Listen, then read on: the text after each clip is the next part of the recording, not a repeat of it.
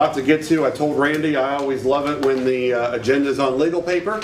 So, we're more guests arriving.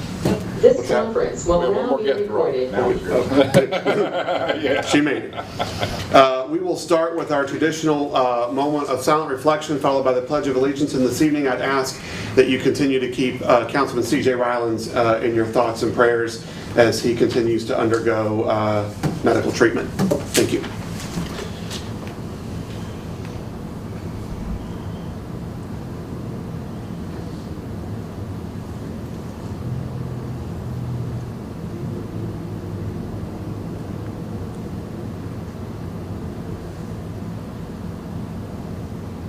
Thank you very much. There you go. I pledge allegiance to the flag of the United States of America and to the republic for which it stands, one nation, under God, indivisible, with liberty and justice for all.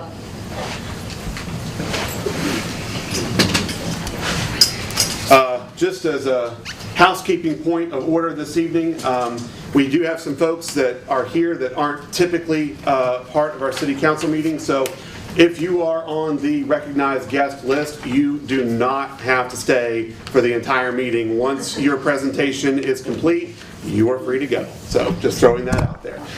We do have several guests this evening. We will begin first on the TV screen with Mr. David Howell, and he has the CPA audit exit conference from fiscal year period ending June 30th of 2021. Good evening, Mr. Howell.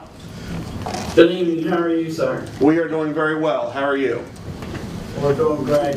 We appreciate the opportunity to be joining you tonight. So I'll start off by thanking council for, again, hiring us to perform your annual financial and compliance audit.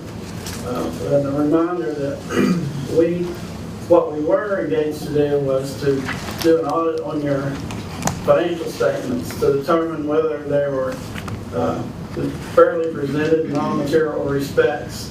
We were not hired to find fraud or income malfeasance. Council or anyone suspects that would be occurring, the type of audit that is appropriate in that instance is called a forensic audit. And there are different objectives, different procedures than what we apply to your financial statements. That being said, I'm going to turn it over to my associate Terry Henderson, who's going to walk us through the auditor's reports and the findings. Terry? Good evening, Council. I want to first thank Amy and her staff for the hospitality and all of the support during this audit. It was a little bit trying this time. There were a lot of news going on this year. It was the first year that an outside CPA was actually drafting the financial statements, so that was a learning experience for everybody working together. And this year it was a different type of audit than what you all normally undergo. You all were required to have an audit in conformity with the uniform guidance, or what most know as the single audit. The city expended over $750,000 in federal awards this year, thus necessitating the single audit. So I'm going to try to go through this quickly because I don't want to hold you all up. I know you all have a lot on your agenda. I'm not going to go line by line through the financial statements or anything. I want to give a brief comment on the financial condition that occurred during 2021. The city did very well. Despite COVID, the finances of the city improved in just about every metric that I can observe. So that is very good news on the city, and you all should be very excited because there was a lot of controversy, not really controversy, but uncertainty at the time that what COVID would have as an impact on the finances of the municipalities.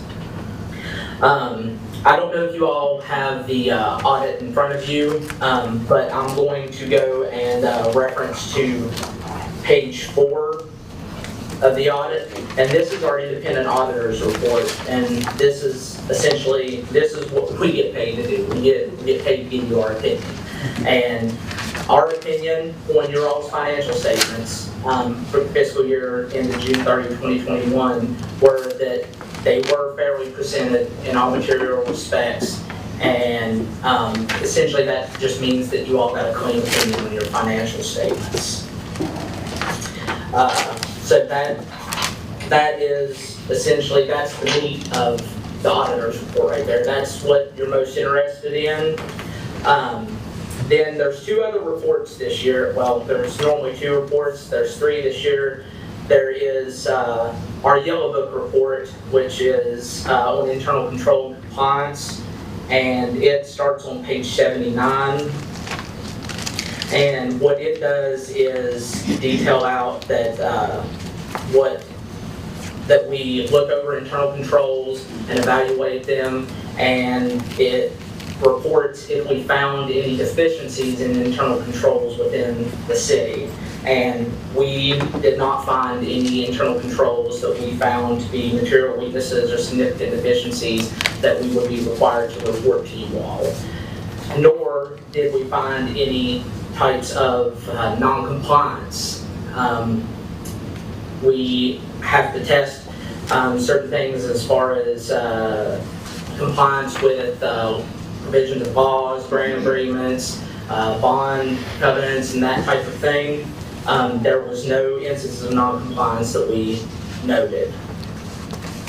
The last report that we have, it starts on page 81, and it is the report on compliance for each major program in conformity with uniform guidance, and that is your single audit report. That is on the federal programs. Essentially what that is doing is us testing for any type of material non-compliance with your major federal program. And it's like the auditor report, the main part of it is on page 81, and it is the opinion on each major federal program. And in all material respects, we found no type of non-compliance that would have a direct material effect on your major federal program. So that is also a clean opinion. The last thing I want to go over is on page 83. This is the schedule of findings and question costs. We did not have any financial statement findings nor any findings that were required to be reported in relation to your federal awards. So that's the best you can do. That's it. So you all got a clean opinion on your auditor's report. No internal control weaknesses that we identified, no non-compliance on your major federal programs, and no findings. So kudos to Amby and all the staff and everybody for the city, and another good year. So that would conclude our presentation, and we're open for questions. Thank you, David and Terry, and once again, congratulations, Amby. The office too. I mean, Sure. we all work together. Amby's here weekends and nights, and so we owe her a great deal of gratitude. Sorry, Terry, what did you say? I said, I'm well aware of that. I get emails from Saturdays and Sundays late at night, so midnight oil. Same here, Terry. Same here. Can't imagine. Do any of the council members have any questions or comments relative to the audit report? Hearing none, Terry and David, thank you very much for all of your work once again. A clean bill of health is certainly welcome news. Thank you very much. I should look up there. Have a great evening. Thank you. Up there. Yeah. Thank you all very much. Y'all have a good day. Good evening. It's always good when you can go from page 4 to page 83. Right. I like that. So I never could do that in book reports and stuff in school. So up next, speaking of school, for the first time, I think in quite some time, we have a representative from the West Virginia Westland Student Senate. Sadie Nichols is here, and I, Sadie, served as Student Senate President whenever I was at Wesleyan. So welcome to City Council. And the podium is yours to let us know what's going on campus. Yes, thank you. Can you all hear me? So I am Sadie Nichols. I am a sophomore at West Virginia Wesleyan. I'm originally from a small town at Sistersville. It's about 2 hours away from here. I'm a biochemistry major at Wesleyan, so I'm hoping to go to med school. I'm also a service scholar, so I work at 10 Elementary School with a special ed teacher there and all of her students, where I get community service hours every week. I'm also part of Greek Life. I'm in the choir there, and I'm a TA for the freshman general chemistry lab, and that's just some things that I do. But most importantly, I'm the community and alumni relations chair on Student Senate at Wesleyan. So that is why I'm here before all of you today. And both of my parents were actually alum from Wesleyan. So I want to say thank you for welcoming me and everyone on behalf of the campus. Thank you for welcoming us back to Wesleyan and Buckhannon. And thank you for letting me attend this meeting. We appreciate the city and all of the local businesses very much. We recently got these Bobcat discount cards, so basically we go to local businesses and there's certain ones that you can present the card to and you get discounts. We all appreciate that. We also appreciate the support of the police, fire department, EMS for keeping us safe. We have very well lit streets. The sidewalks are always updated and there's always a quick response if there's ever any emergency. We also thank the fire department for our fire safety checks. Those just happened. We had fire drills, and we thank that for our buildings. Thank you all. This is really making our home here truly home on the hills. And then I would also like to say that you are welcome to visit our campus anytime. For our free sporting events, we have 22 teams. We also have a pool that they have hours for anyone and everyone to come in that you can get either season passes or daily passes. There's also theater, music, and dance performances that happen all year long that you're all welcome to. And all this information can be found at our website at wvwc.edu. So this is kind of me introducing myself. So please feel free to let me know what information I should share at these meetings in the future, as I'll be attending the first meeting of every month. And thank you all for letting me come to these meetings. When do you have time to study? Sometimes. You know Stacy Young-Cosson in Tyler County? The name is very familiar. Okay, a good friend of mine. Tyler Consolidated, right? Yeah, that's where I graduated high school. Yeah. And both your parents were alums? Yes, Gary and Amanda Nichols. Welcome. Yes, thank you. Yes, thank you for Welcome coming. here. Thank you, thank you. Thank you. All right. Next up, we have some ladies, Wendy, Katie, and Pam from Wilson Martino Dental to talk to us about Freedom Day. And I have a proclamation here that I have signed. So if you guys would like to, do you have anything you want to present, or do you just want to do the proclamation?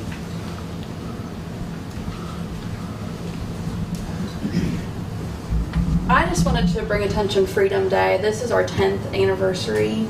It's a nationwide annual event where the veterans and the active military and their family can come into all of our offices and get free dental care, including exams, cleanings, any necessary x-rays, and same day work with the doctors. And it's a day where not only us in the office look forward to seeing these patients, but also the veterans look forward to coming in and getting these services done. And we try to team up with the community in where the offices go and team up with the businesses to give back. This is an opportunity to give back to these veterans a way where we always want to, we're able to say thank you, but to have something physical or something other than just a saying too. So we try to go into these communities and team up with, say, hey, is there a way you can partner with us to give back to these veterans in the military? So we try to get into the communities and give back in a way they can and invite we love to have new businesses come in and a way to promote their businesses too. So it's our 10th anniversary, and we just really look forward to this every year, and I can't wait to see where it goes in the future. That's all. And all of your offices across North Central West Virginia will be participating? Yes. Yep. Cool. And it's October 13th? Correct. So you've pretty much covered everything that's in the proclamation. So why don't we gather for a photo? And any council members who wish to be a part of it are certainly welcome to join us up front. You got it good?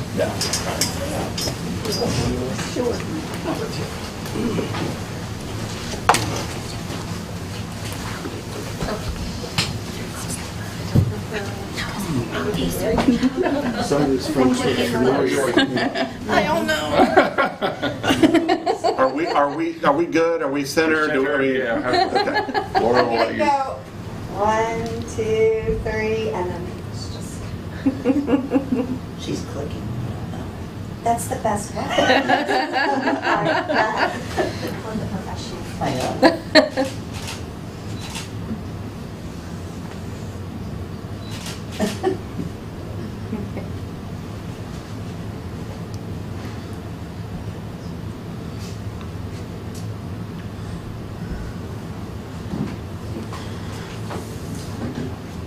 All right.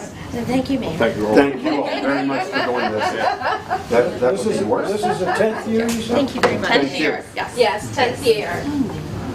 Thank you for what you're doing. Thank you all. Thank Wendy, you. she's yeah, Wendy Boyce. Mhm. And anybody that knows any veterans, call the office, call the office. Tell Shelley I said hello. I will. And they don't even have to have an appointment. We have a list. They don't even have to have an appointment. They can come in, they can sign in. We have a raffle. And yes. Does it And we include- give away so that other businesses around town a list of like what they're going to participate as well. Does it include ex-veterans, people that served? How are you an ex-veteran? No, I'm just saying, does it include ex-veterans? All veterans. All veterans. All veterans. Well, thank you all very much for your continued due diligence with this day and for doing this for our community and across our area. Okay, up next is Laura Meadows and Jennifer Boston from the Upshur County Development Authority and the Upshur County CVB to bring us good news. Yes, lots of good Really? news. Great. I think we have about 30 minutes to present this, right? 32 minutes and 30 seconds. We'll fill up our time. When I said that 30, that was a ... 30. So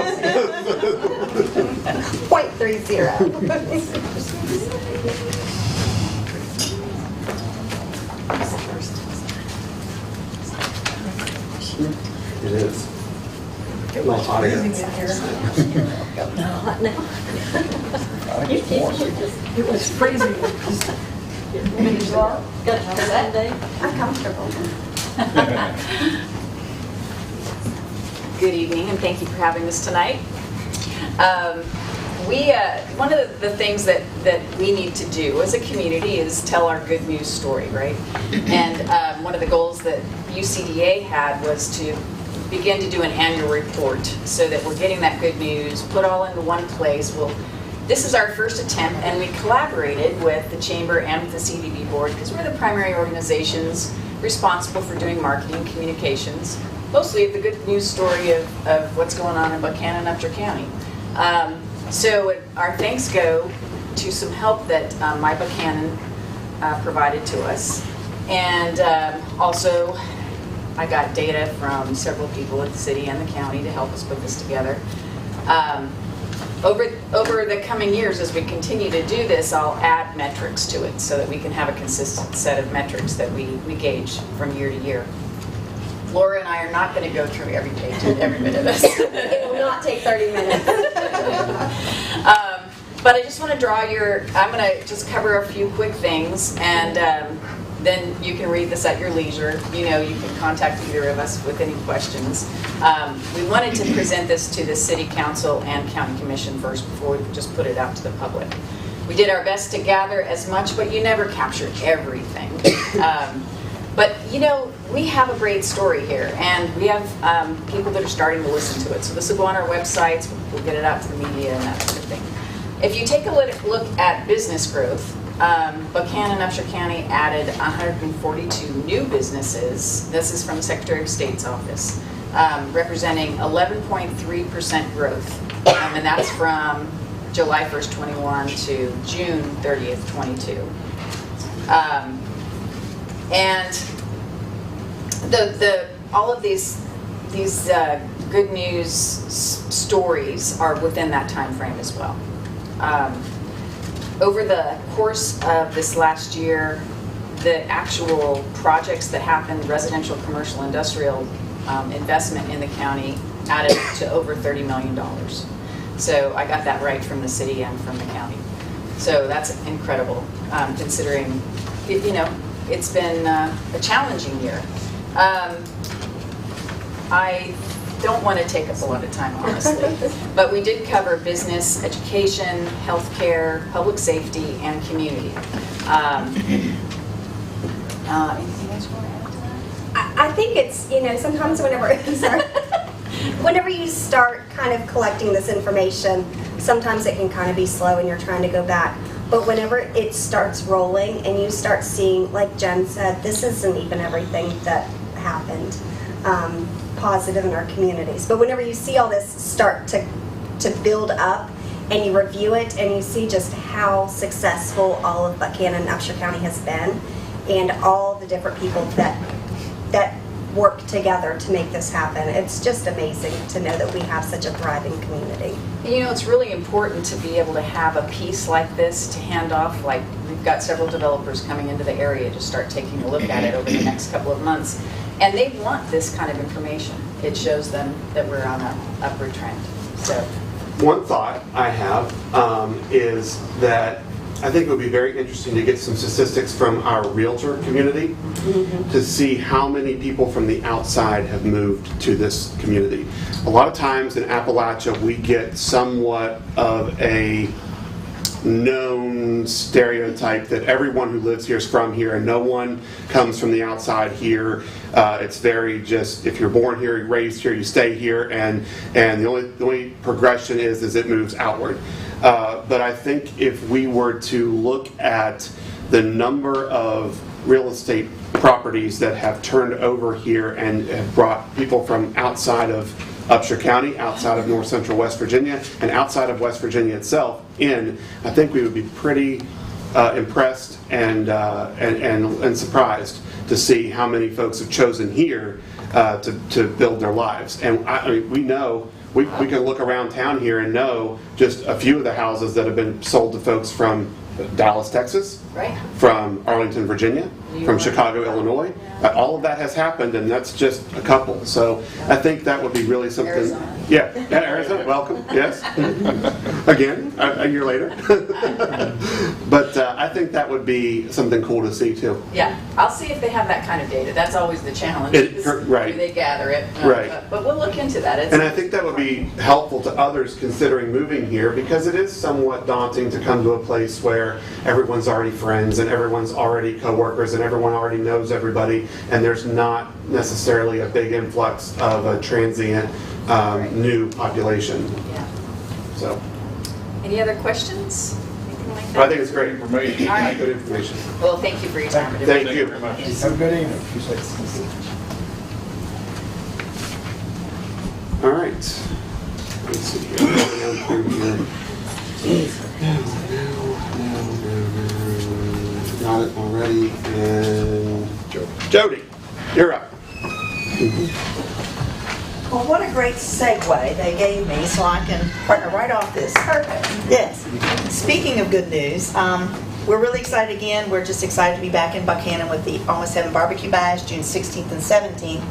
And I've yet to find out, and someone here probably knows, I understand Buckhannon was recognized as a certified arts community several years ago. Does anyone know a date on that? Time? Anybody? I don't know if that certification, I don't remember that actually coming through. I know it was in the works. Oh, okay. We Well, did that maybe this will further it. No, well, I will say that, yeah, what was the Governor's Arts Award? We- 26201 won the Governor Arts Award last year. I You're right, think what Jen. it goes back to, Yes. if I remember correctly, there were books back in the late 90s and early 2000s that ranked like the 100 best small towns in America and then the 100 best small art towns in America, and we wound up in both of those books. Now, that was in the 90s and 2000s when you went to a book for that kind of information. Now you see these lists all over the internet of, here's the 50 best towns in America according to this group, here's the 100 best according to this group. I do believe we've wound up on a list with being an arts community. So, well, continuing in that vein, some of you may have seen the press conference we did last week. We are excited as the Barbecue Bash to partner with the entire Upshur County Board of Education to present the Art Car event this year. Let's start with Ann, because most of you, people will say, what is an art car? And it is ARTCAR. It's basically any mode of transportation, car, truck, bus, motorcycle, golf cart, 4x4, you name it, you can do it. You can transform that, decorate it into a mobile work of art. So that was the reason I asked about when we were certified for there. So we hope, partnering with the arts community and the Board of Education, this is going to be a whole new thing for the Barbecue Bash as well as the community. We've gotten the blessing and the really enthusiastic encouragement from the Board of Education, from Deb Harrison. This is going to hit K through 12. So in the elementary schools, the kids will be making cars with cardboard boxes and decorate them. They'll have their own, I think, little parades and contests within the schools, and whoever wins in that school will represent that school. We look at the middle and the high school as probably bicycles to be decorated, and we're really excited. The Votech Center is creating an art car as a mascot for the Almost Heaven Barbecue Bash. We have a car donated, but I don't want to reveal that yet as to who that person is until we actually get the car, but we're excited for that. So they'll be creating some sort of collaboration with us as far as a theme and so forth. And right now the plans are to have we've never had in Buckhannon that I know of, an evening parade. So we're looking at a Friday evening parade, because most of these art cars are lit from underneath, or I hate to say, they do the Christmas lights and fun things. So I passed around this art car thing. We already have 3 from Houston, Texas that are coming. One is called Ribbons, and it's just ribbons of color painted. We have another one that is called the Dragonfly Whimsy, and it has a dragonfly motif to it. I just found out, I think one is coming from Austin that's called the Purple People Eater, covered with purple fur with a big eye on the top. And I just got a call this evening from a gentleman in Columbus that's bringing his car, and one from Kansas. And we haven't even really put that out there to the art car community yet, because we wanted to announce it and get our feet on the ground. So we're excited. We hope you're excited. We're really excited to partner with the Board of Education, the Votech Center, and to bring something whole new and different. Never been done in West Virginia. The closest art car event is in Columbus, Ohio, and we're going to be working with them and folks in Houston and different areas. So we think this is going to be something, so far the reception we've gotten has been tremendous with the feedback. We think that'll be a really positive thing for the kids.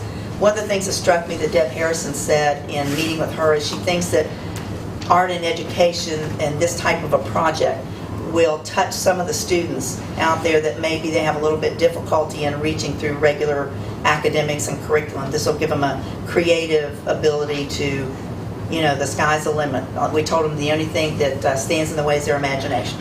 So we're excited. We just want to let you know about it. And we'll be looking for a couple sponsors, because we do have to pay some stipends to them. But we just want to let everyone know if there are folks out there that have a used bicycle, don't want new bicycles. If you have one in your garage, your storeroom, somewhere that's sitting around you're not using, we'd like to get that donated to the schools, not to us, but to the schools, and that way the kids can have some things to get started on. So thank you. If you have any questions, I'm happy to answer them. Pam will remember this, and you and I have talked about this. Oh. We have a grant was produced a few years ago that Consolidated Public Works approved to hoist an art car near Jawbone Park. I think it would be fitting if we were to have that up and set in time for the event. Jerry's listening back here. We have the car. Okay. It is decorated. We have the steel frame. We just need to get it up. And we have been, we've had a lot of projects that I haven't really wanted to just pull folks off of to do to do that, but perhaps this winter, when we are seeing our construction low season, we can install that at Jawbone Park, and we can be ready for the event in July. And you know, if it needs a little more decorating, I'm sure that there's some kids at Votech or some others that you might let them, high school art classes or something, maybe add a little bling to it or something. And, you know, because I think it has been sitting around for a while. And it has. Rather than just kicking off the cobwebs, maybe add a little bit of extra oomph to it. Sure. So, yeah, we're really excited, and we think that something like this will be a whole new image to Buckhannon. And we're getting a lot of folks that are going to be coming in, again, from out of town. And it's blossoming more than we expected already. So thank you for your time. Thank you. Hold on, Jay, we've got a couple questions. I think, do they have to get permission from the state to close the street down for the parade? We'll work on that later. It's just an idea. And we may not use, we're not going to probably do 20. Well, but I'm just saying, Yes. it takes time for them to...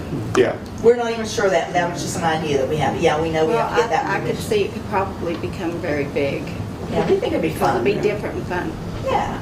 Yes, Jack? Yeah, last time I was out at the street department, I saw the car, and it needs painted, I think, because it's supposed to have a men in black motif. And Fred Eberly may be able to do the body work and painting. I mean, poor Jerry Arnold and his crew, I mean, those guys are Stretch Armstrong. They're pulled in every direction constantly. And if Fred Eberly could do the body work and the painting that needs to be done, you know, that would be beneficial. And they might do it for just a small donation or fee. And that's what we're doing with them. We've commissioned them to make the car for our mascot. So I just got the car donated, and you know, we're going to work with them on the materials and whatever. And I've talked to West Virginia Arts and Culture and Endowment for Arts to get some arts made. Most of that would be to the schools, but I think that's an excellent idea because they really want every student in every class to somehow be engaged in our car. So that might be something that some of the others, and we said, how can, they even had the cosmetology gal there. I'm like, how can she do it? Well, maybe the car needs eyelashes. I'm like, okay. So, yes, thank you very much. So you already talked to the art teachers and stuff? We're going through the Board of Education. I'm meeting with them. I go to their meeting Tuesday, and they're going to get all the art teachers together. Yeah. Great news. Thank you. Thanks. More to look forward to in 2023. So. You can paint your truck yellow. Can we find a better color? Okay. Did anybody else wish to speak who may have missed signing in or have an N or want to change to a Y before we move to our department and board reports? Okay. Our first up department and board report comes from our Public Works Director, Mr. Jerry Arnold. Hey, hello, Jerry. Well, you owe Chief Gregory lunch or something because he wouldn't lend me his taser. I don't even want to know what this sounds like. About let's work on the car. That's right. You thought he could quiet you down. We're trying to That's right. get on that one. Yeah. Give it to Fred Everett. Jack has your back. I mean, Jack has my back. It's a great idea. We're soliciting bids for on-call contractor services. That we have a special meeting next week for. The Madison Street project continues with sewer and water being installed. Jay's entered the project into AutoCAD, and we will be ordering necessary materials in the next couple of weeks. Work continues at the theater. We have permission for the use of the basement and first floor. Tire Amnesty will be held Saturday, October 15th, 2022 from 9 to 3, and that's at the 395 Ludlow location, the new location of the street department. The information I was given, the event is hosted by the West Virginia Department of Environmental Protection, and the participants may bring up to 10 tires off rims with a valid West Virginia identification. Street Department, North Canal Street projects completed except for 3 sconce lights that will be installed in the next couple of weeks. We've had Tom working on a memorandum of understanding to be able to put those lights on some buildings. and he's got that out. Matter of fact, I dropped the first one off for one on Spring Street location. Has to go on the side of the Chinese restaurant there, so I just dropped that off this afternoon. And as soon as we get those back, those lights will go up. Trying to get in touch with our curb painting contractor. Pam had asked that question about getting the markings on the pavement, on that new pavement, prior to winter for both parking and there's some yellow and handicap spaces that need to be painted. So we're trying to get the contractor in on that. The crews are working, or will be working on the South Canal Street Sidewalk project, Gateway West, the south side. We have notice to proceed, and that project needs to be wrapped up before the end of the year, as well as the alley between North Spring and North Canal Street. The the Scott Street project. Again, we met up there yesterday, Jay and I, and Ethan, and went over some profiles. Ethan's crew's going to be out of Westland hopefully this week to finish them up. They have a small project to do, and then they'll be back on Scott Street probably in the next couple of weeks. And we are anticipating being there at the time. They have to put in the storm facility before we can do the reconfiguration of the intersection there.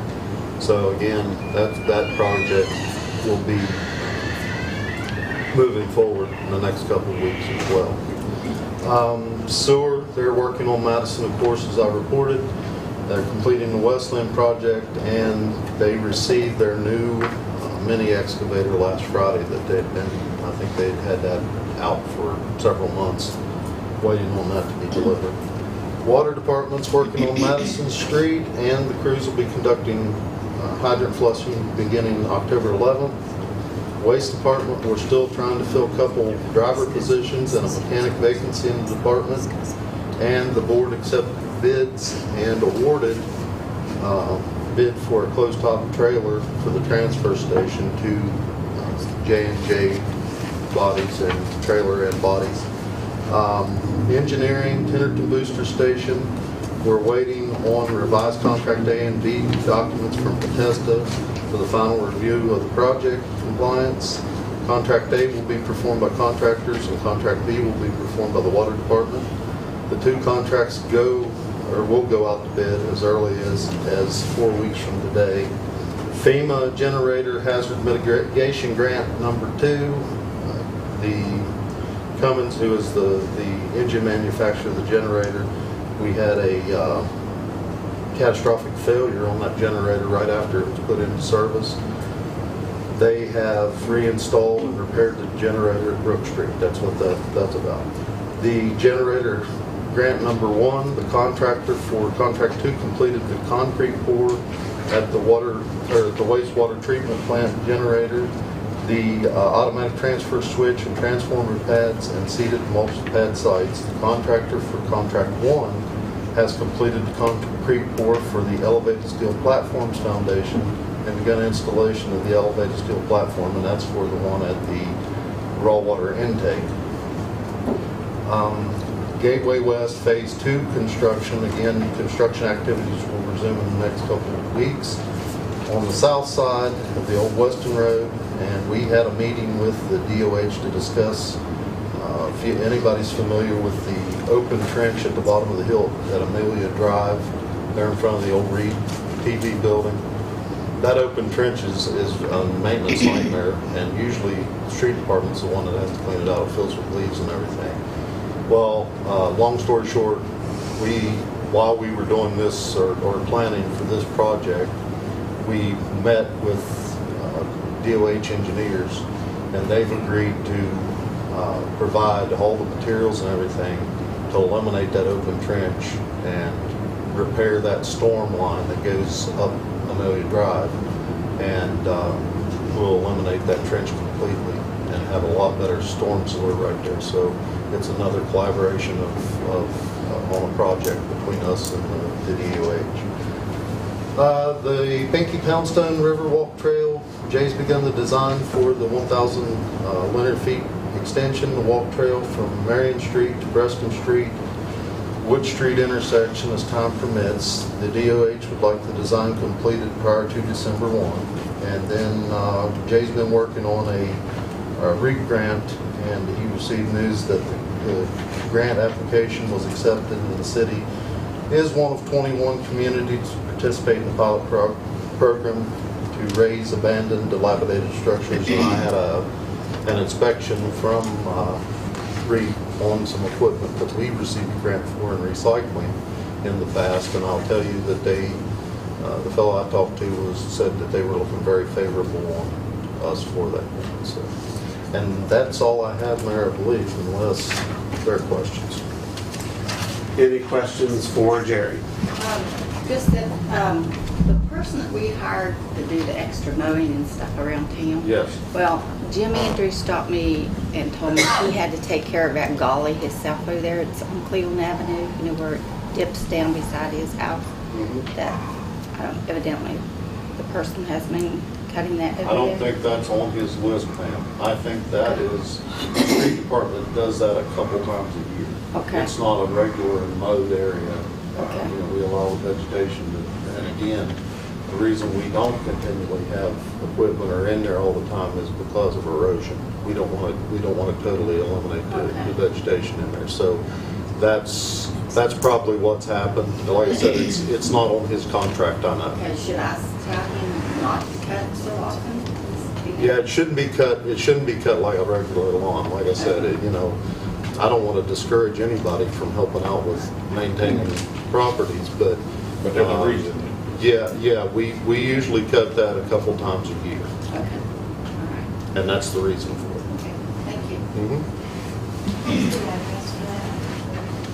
What's that? What was the address for that? Or What was the address for that area? I don't know what the address. Midway down Cleveland Avenue. I just Put the gully. That's what Pam called. That's what we call it. The gully. Gully off Cleveland Avenue. Yeah. There you go. Golly. Anything else for Jerry? Good to have you back. Yep. Thank you. I'd love to say it's great to be back. Thank you. Thank you. Finance Director, Ann Merrill.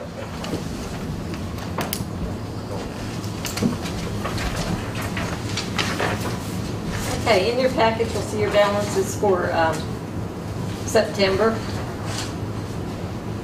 Let's see, no typo there. General fund money market and checking, $1,026,973, and the CD is still at $86,524. Your historic landmark savings, $3,027. Stockard Youth Center capital campaign with the pledge is $448,217. Coal tax, $65,267. Municipal stabilization, $915,068. Flood control account is $78,282. Consolidated Public Works Board, $111,392. And a cemetery CD at $235,000. Sales tax is $1,543,525, and the American Rescue Act, $2,063,446. The expenses for September were $519,084, and your revenues were $654,257. So $135,000 more in revenues than we expensed. In your bills that you're going to approve later, some worth noting are Bethesda Associates. We paid them $1,500 for engineering services on East Lincoln. I believe that was a survey. $2,800 to Bruffy Trucking for stone and sand for mixing concrete. $4,000 to RDR Energy Resources Concrete for Canal Street and the Spring Street area. $8,400 to Benjamin Arisman, and that's for the mowing from August 1st to September 25th. Jason Skidmore, $4,600 dump truck services for Madison Street and hauling concrete. $2,800 Scott Electric fire alarm supplies and switches for CAC. $3,400 New Tech Systems, that's for service work on the fire system at the CAC. $30,000 to Rizal Enterprises for labor at the CAC, and then $36,135 for the Mountain State Electric. That's part of the FEMA generator grant phase section 2 of that work. And that's all I have to report at this part. I've got some other things later on the agenda. All right. Thank you very much. Any questions or comments for Amby relative to the financial report? Hearing none. Thank you very much. Fire Chief J.B. Kimball. How are you on this evening? We're good. How are you? Wonderful. In your packet, through the month of August, you can look at our response. The IT, my computer guy was gone, so it's kind of an abbreviated report for responses. We had 112 responses in August, and that was a total of 801 responses through the month of August. So around 100 calls per month. As we go into fall, and of course when the snow starts flying, that'll probably increase a little bit. We also had 10 members last weekend completed swift water operation level training at the fire department. Then they went to Audra State Park to finish that up. Some of the accreditation review stuff, we had a dive team which didn't really qualify for swift water, and we were basically through the years have been going into water that was not, we probably shouldn't have been. So this is the startup of getting into swift water technician level training, which they'll have to go down south to the gorge to take. So hopefully most of these members, the majority of the paid staff, are going to take that. So we always have somebody on duty that has that qualification. We also had 3 members that completed Arson 1 and Arson 2 certification 2 weeks ago. One career member, Tanner Smith, and 2 volunteers, Captain Davis and Justin Boggs from the volunteer side. That was a good class. We actually had an acquired structure out at Swamp Run. Not very often you really get to do live burns for the arson classes, so the fire marshal's office was excited about that. So we went out on Friday and we lit some fires and put them out, and then Saturday the class had to go out and investigate the fires, which was very interesting. And then Sunday we finished burning the house down. We didn't burn anything else up, which, you know, that was my first burn permit through the DEP, and I was hoping it wouldn't be my last, so I didn't want to get in trouble. We did get the MOU signed between the Board of Education and the city for the house on East Victoria Street. We can train in it. I went up here a while back. I got to go back and check because the power meter was still in the house, and we really don't want to do anything until the power meters are removed. So as soon as that's verified, we'll be training up there. So if anybody sees us up around Elm and Victoria Street, we'll be in there tearing stuff up. So. Burning season started October 1st. That's a state regulation. You can only burn after 5 p.m. Has to be out by 7 a.m. the next morning, and you have to attend it. And if it escapes, you're liable for the cost of suppression. In the city limits, you still are required to get a burning permit from the fire department. So it doesn't cost you anything. You have to call the fire station. We'll come out and inspect the area. There are restrictions of what you can burn and how big it is. So. But we do come and do those inspections and hand those permits out. Christmas parade, first Friday of every December. Lineups 5:30ish, parades 6ish. You know, this is a fire department event that we do every year. You know, and if you're looking for spot on stuff, fire department's probably not your. We have a good time. It's about the kids. We're here. The only thing we tell people we call Santa. Santa comes and rides in our fire truck, and no political measures whatsoever. So it's about Christmas. It's about the kids. The mayor attended a meeting with myself and Captain Elmore with West Virginia Wesleyan College, some of the administration and maintenance people the other day. It went very well. We've been responding on some incidents over there.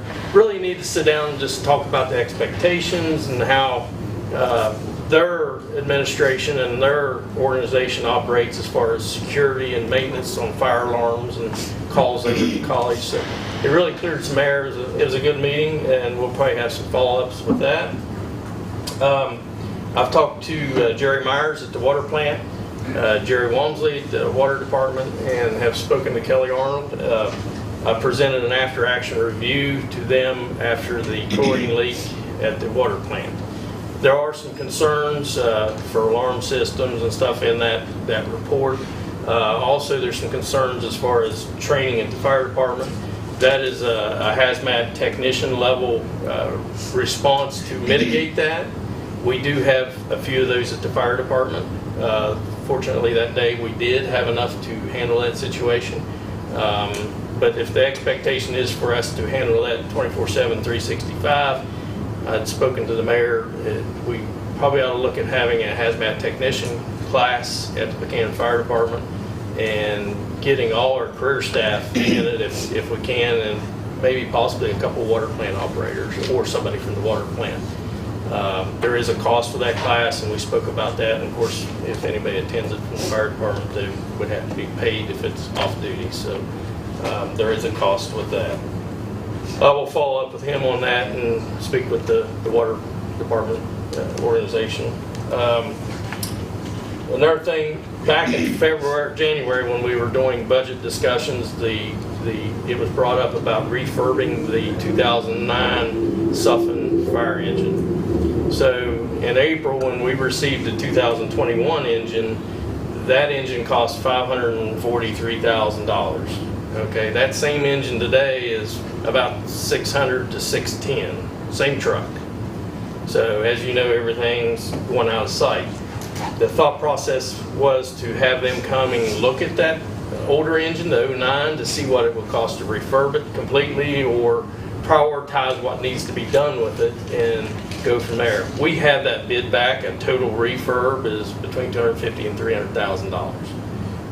That being said, I'm going to have a couple of the truck committee members go through that and prioritize what we feel is needed done to it, so we get another 15 to 20 years out of it.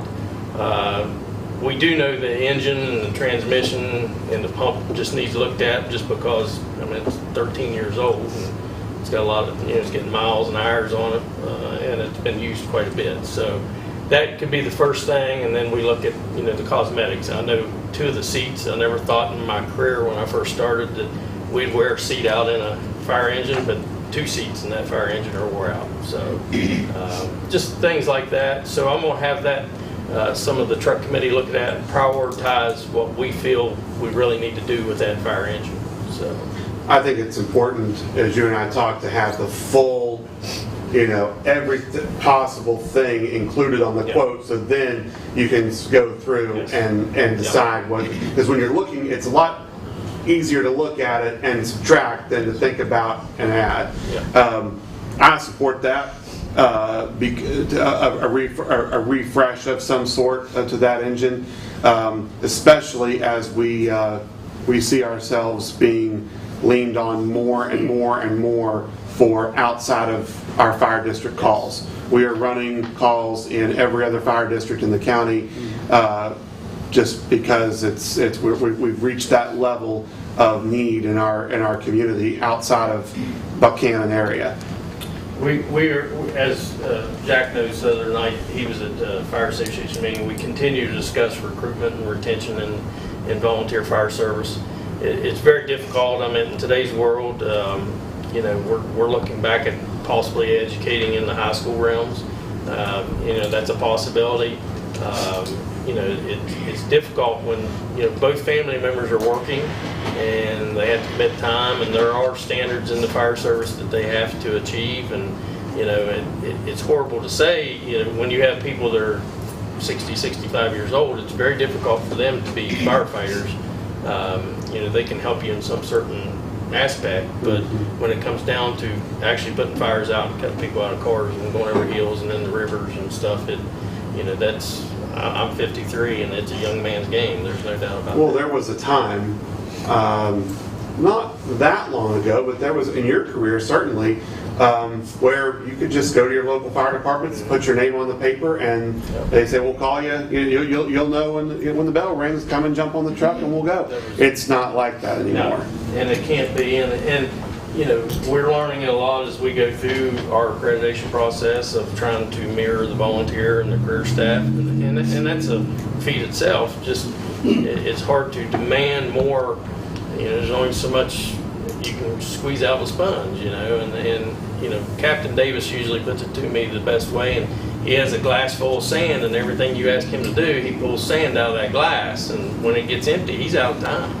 You know, and that's the way we got to look at it. So Well, and we know that profuse training and just knowledge of fire science saved Joey Bax's life last year. Yes. Joey's one heck of a fireman, and we've got a great group at Buckhannon that knew what to do when that Mayday call went out. And if you're not well trained, that day could have ended with one or multiple casualties. So you take a lesser trained firefighter or a lesser trained organization, and that could have been horrible. Yeah. So, but only thing else I have, Mayor, is I have something in the strategic grant. I didn't know if you wanted to. we can go ahead and talk about that. If you are we going to the Forest Festival Parade tomorrow? A group of them are, yes. Okay. The Director General has asked if I come over and take pictures. I just wanted to know if we need to look for you all. So. I think I should take pictures of you guys instead of their trucks. Well, then we'll give it to them for their. Are we going to approve the 209 refresh? It's not on the agenda for tonight, but he's bringing it to us to think about. We need to get, after the truck committee at the fire department takes a look at what they deem to be the priorities, then I think it would be pertinent to come back to council with a proposal. Sure.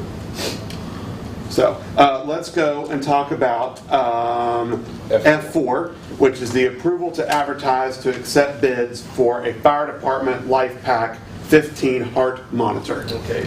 Also, back in January when we were in budget sessions, I asked for a life pack 15, which we have a life pack 12 now, which is you cannot get parts for anymore.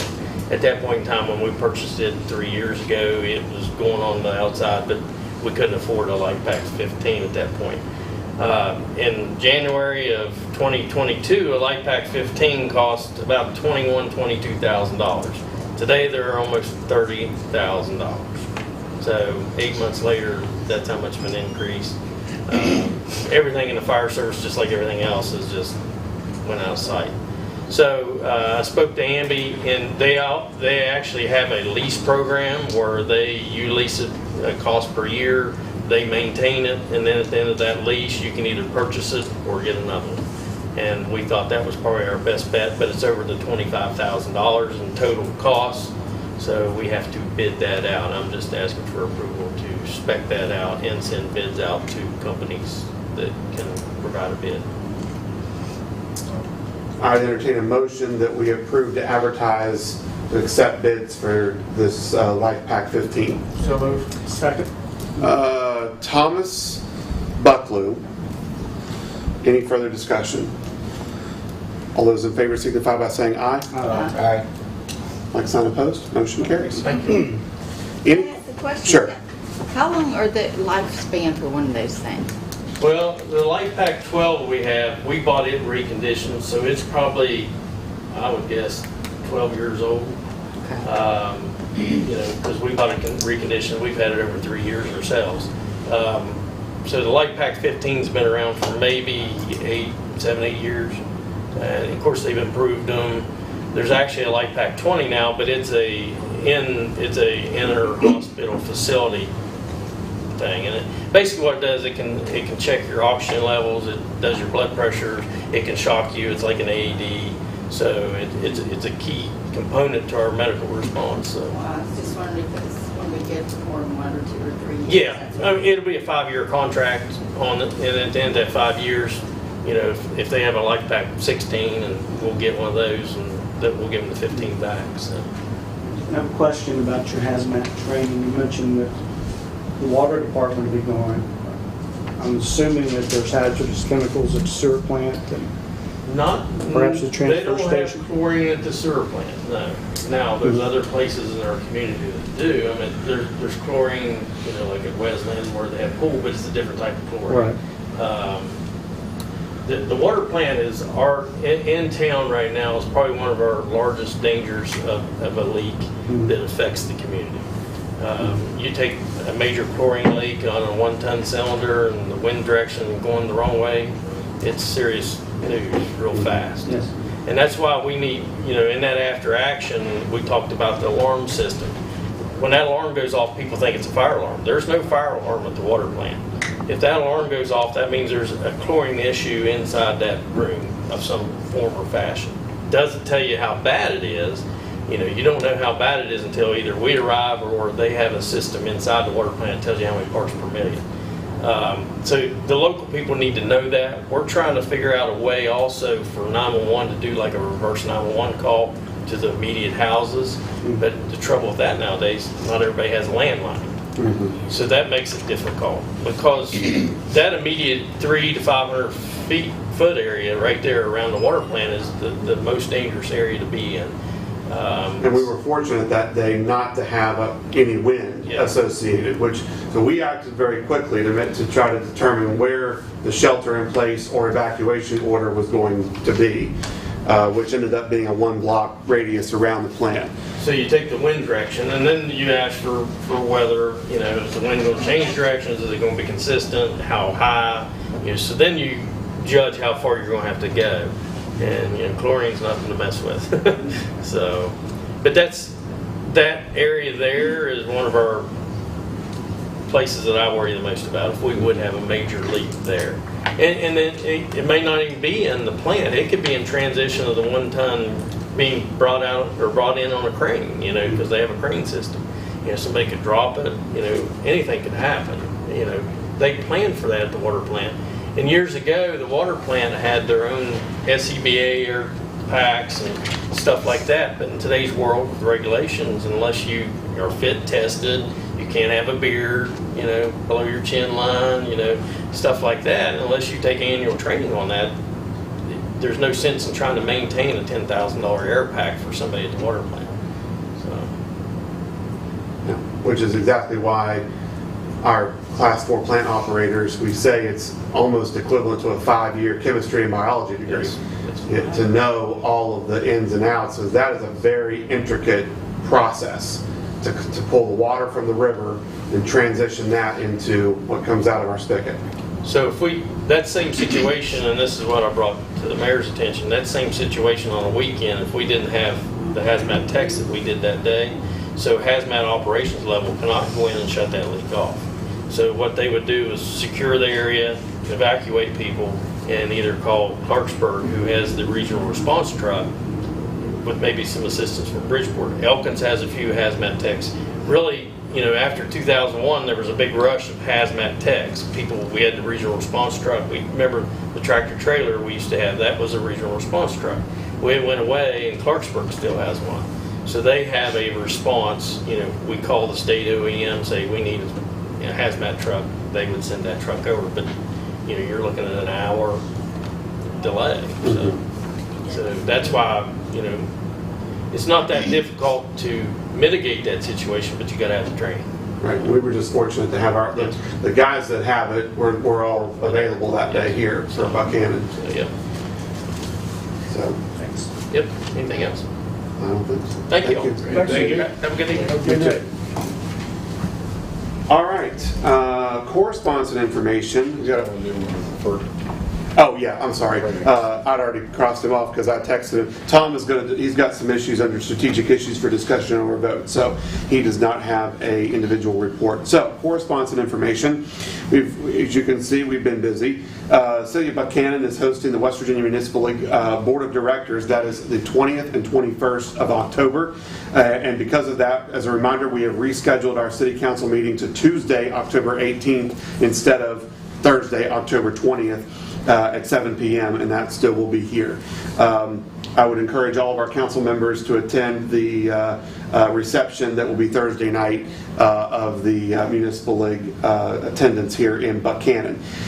We have got Trunk or Treat October 28th from 6:30 to 8:30 at the Public Safety Complex parking lot. We do that every year.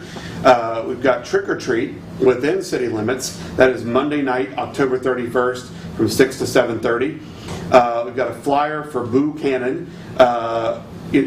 Seeing that, I hear people say Buckhannon, and I'm like, we're not Virginia. But the Buckhannon Community Halloween events for the month of October, you have that in your packet. Notice of accepting bids for on-call skilled labor and equipment contractual services.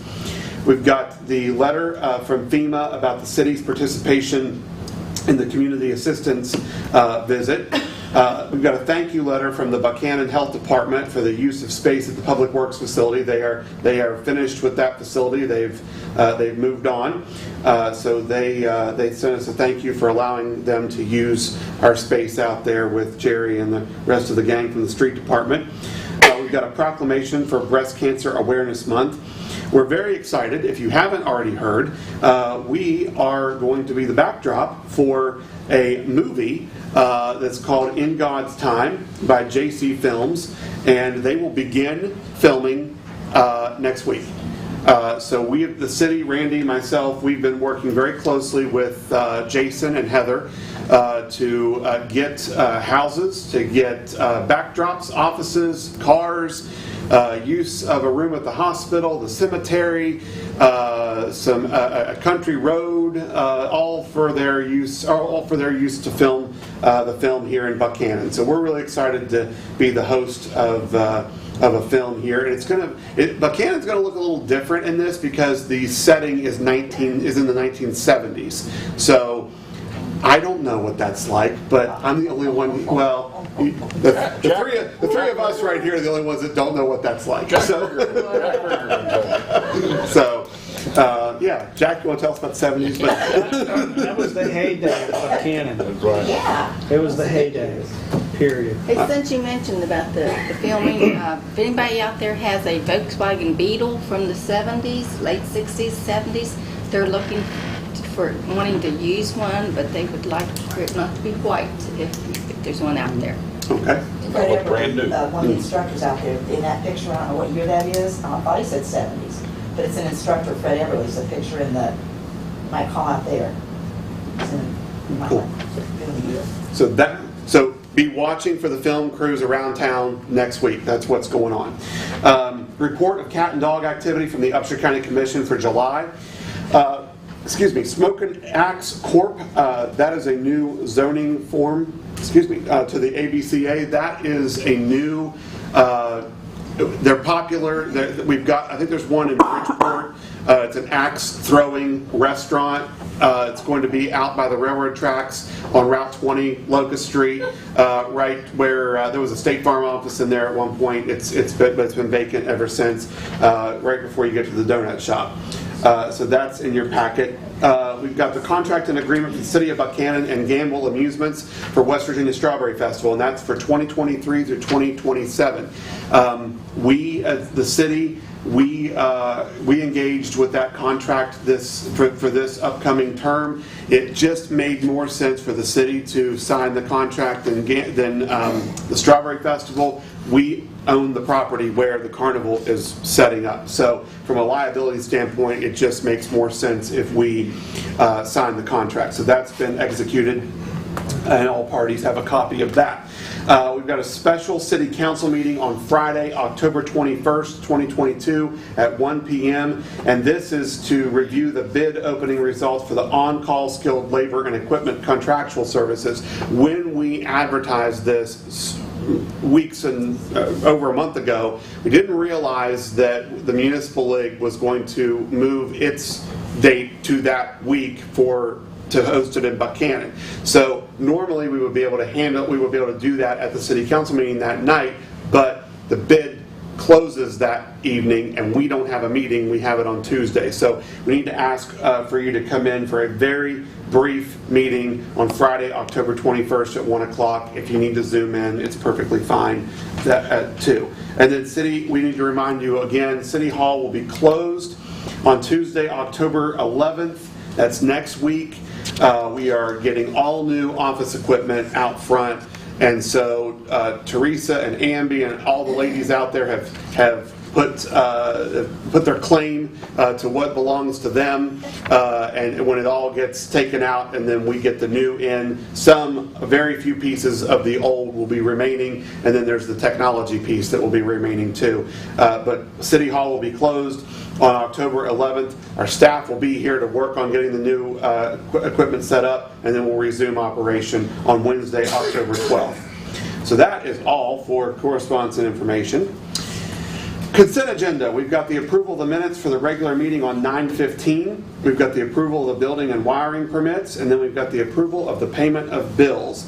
I would like to ask for a motion to approve the consent agenda as presented. So moved. Motion by Jack. Do we have a second? Second. Second by Pam. All those in favor signify by saying aye. Aye. Like sign opposed. Motion carries. Down to strategic issues for discussion and or vote. I need to ask that we hold off on F1 per some email conversations with Steptoe and Johnson in Clarksburg. Our attorney is actually on vacation this week that's been reviewing our handbook.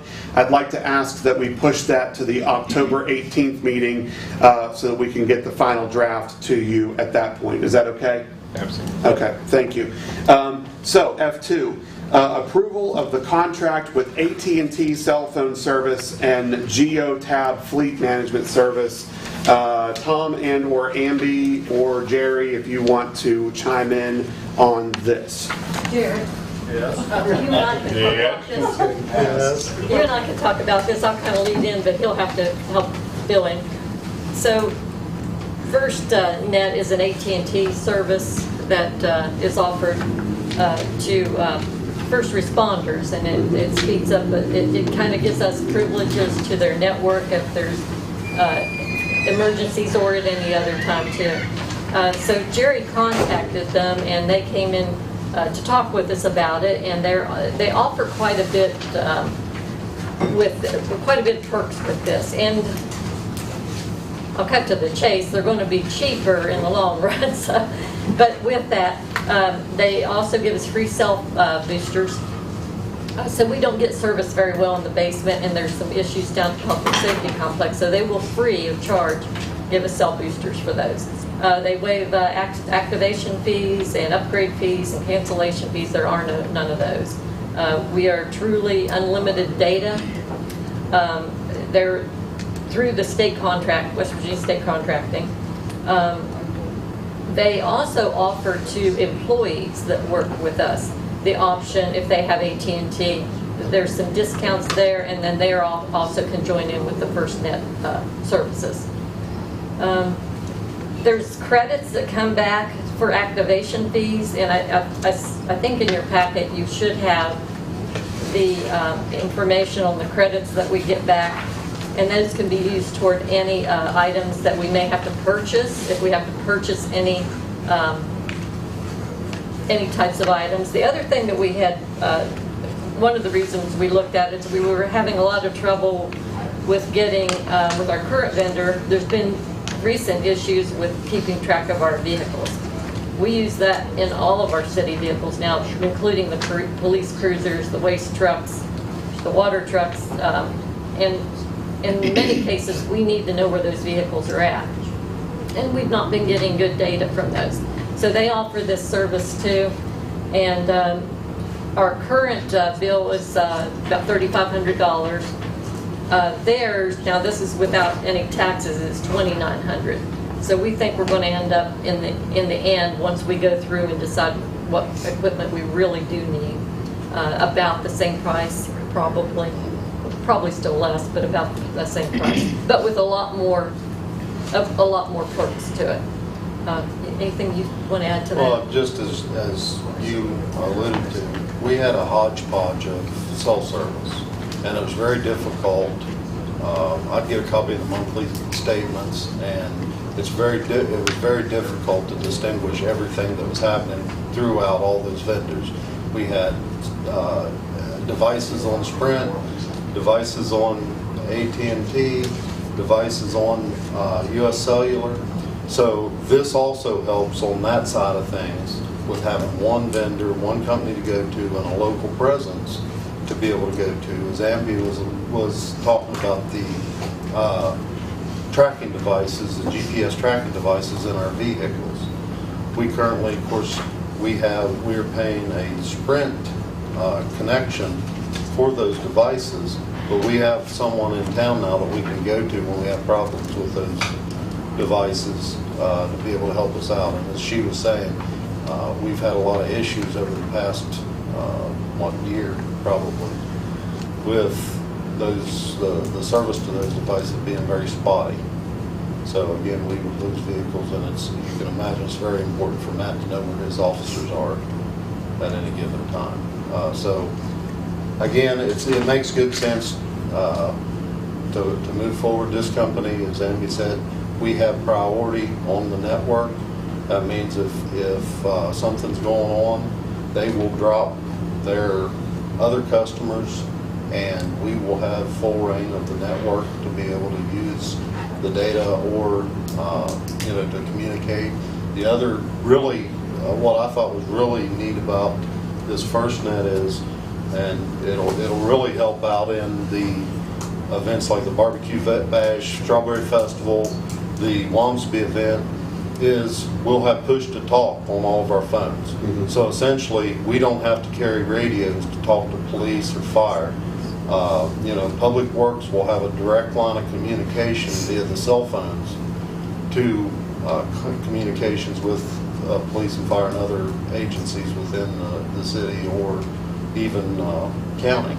They That also push do to talk. deployable tower Yeah, too. and they have a deployable tower. You've seen it, JV had it down at the fire station during the last festival. So it just makes sense. It's something that they come up with that is offered only to first responders and public utility.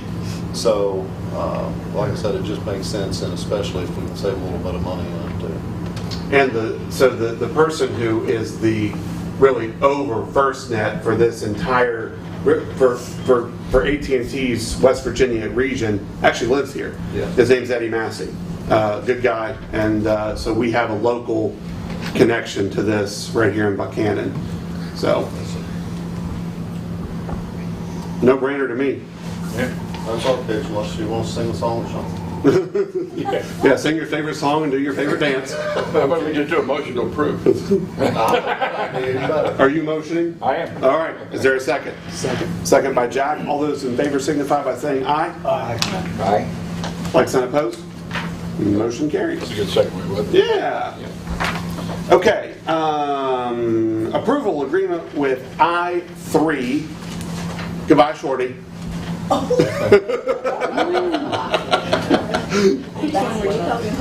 Thank you for everything. So, at least alive and Wesleyan. So, we have a long-running joke of me calling her Shorty. I've called her Shorty, and I didn't even know that was her dad's nickname. Really? No. Okay. Approval of the agreement with I3 Verticals Company DBA Court Solutions for online payment for municipal court citations. Andy. Last year, legislature deemed it that all municipalities needed to have online payments. They require it now. We used to use Court Solutions for payments of citations, and we've kind of waned away from it because we didn't have a lot of citations. So the contract just sort of ended with them, and when I saw we're coming up into the deadline, so next year we have to have some of these things in place. So we contacted Court Solutions, and they can renew our contract to take online payments for traffic citations. Tom O'Neill has reviewed this agreement, and he didn't find any issues with it. I'll speak for him. But that's what this is about. We don't have a lot of transactions online, but sometimes people get tickets and are out of town and they need to pay online. That's what's about.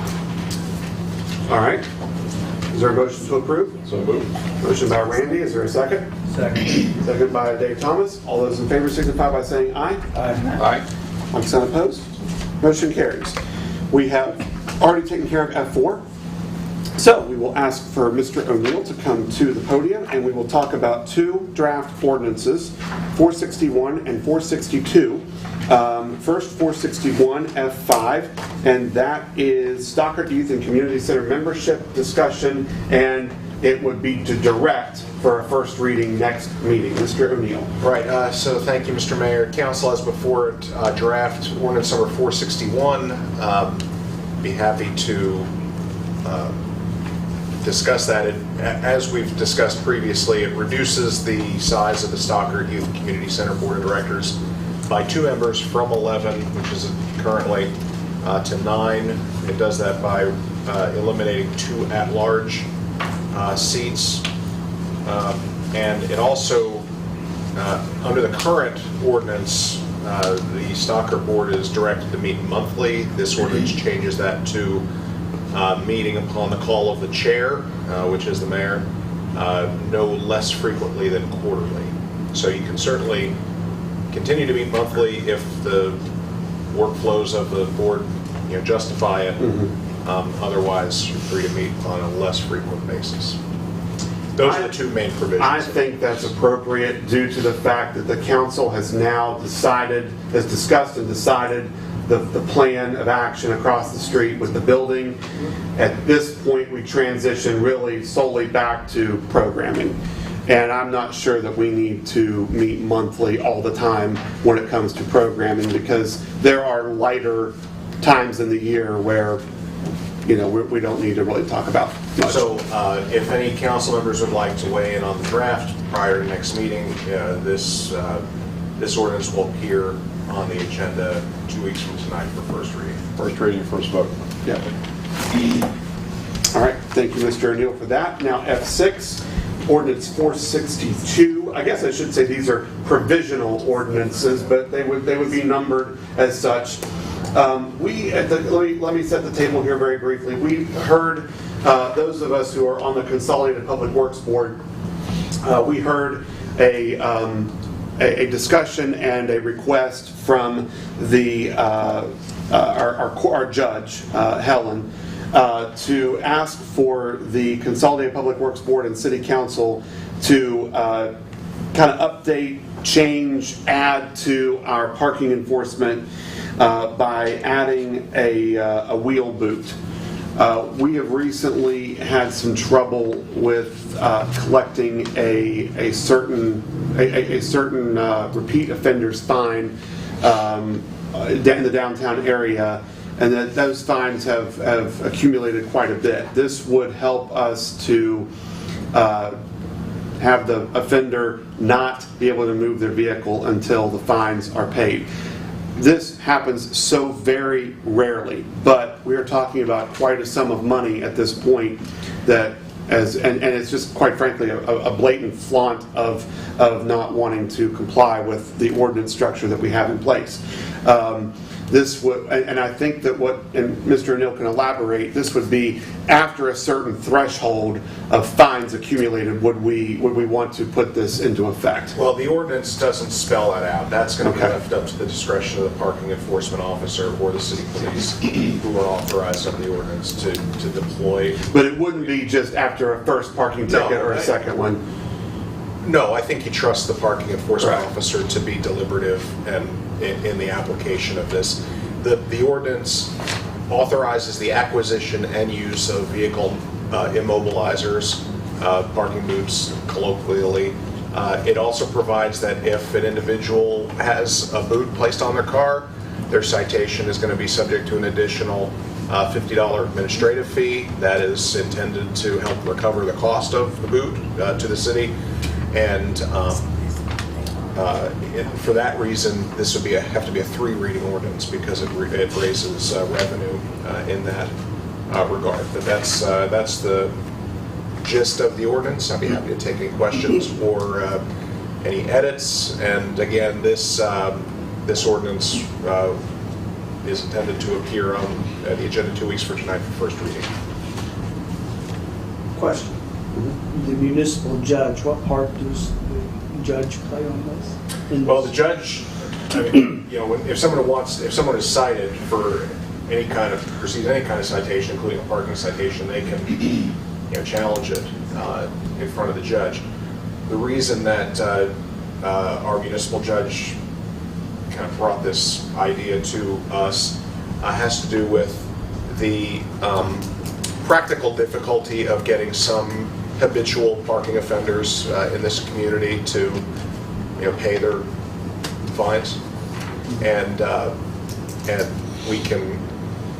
I mean, ultimately, we can't arrest somebody for parking tickets, right? So if they just kind of thumb their nose at the system and at the municipal court, there's really very little that can actually be done. This gives our enforcement mechanism a little bit more teeth. You can't put the person in jail, but you can basically put the car in jail. Yeah. But rather than the parking enforcement officer, this is my question. Wouldn't that responsibility fall upon the judge to say, for example, Mr. Skinner has an exorbitant amount of citations and fines that he hasn't paid, and the judge would then say Mr. Skinner needs his truck booted? Well, no, because the judge is only here once a week in the afternoons, and for the judge to, when the parking enforcement officer is working in town, she can see who has, when she comes up on a vehicle, she has the ability to determine, whether there are habitual unpaid fines, and then she can make the determination whether to boot the car as an enforcement mechanism. I think there are real practical problems with leaving it up to the judge to authorize that, because the judge is going to. If we say in your hypothetical, the mayor has 10 unpaid parking tickets. The judge says, well, we need to boot this person's car. Well, where is the car? Who knows where the car is at that particular moment or when? Well, we want to make sure we keep a clear distinction that the judge is not part of the legislative or executive body of the city. She's not charged with directing. Municipal courts are a little bit different than other courts, and strictly speaking, the municipal court it's not a court in the way that the circuit court is. Right. It's really. The municipal court is really kind of an adjunct of the mayor's powers, the executive power. So it is really kind of more like an administrative proceeding instead of a true judicial proceeding. Now, our judge, follows, rules of kind of procedure that are established, and all the proceedings take the form of judicial proceedings, but it is really kind of it is strictly speaking an exercise of the city's executive function to have the municipal court. And Helen's very fair. Very fair. She's outstanding. Yeah. Well, you also want to take you want to have a threshold. If you have X amount of unpaid parking fines, whether it's 3 or 4 or 5, I think you want to take that determination away from the parking enforcement officer. It hits a threshold, then the boot goes on. Well, that's one. That's an option. That's certainly an option. My objective in drafting the ordinance was to keep it as simple and straightforward as possible. Yeah. Correct.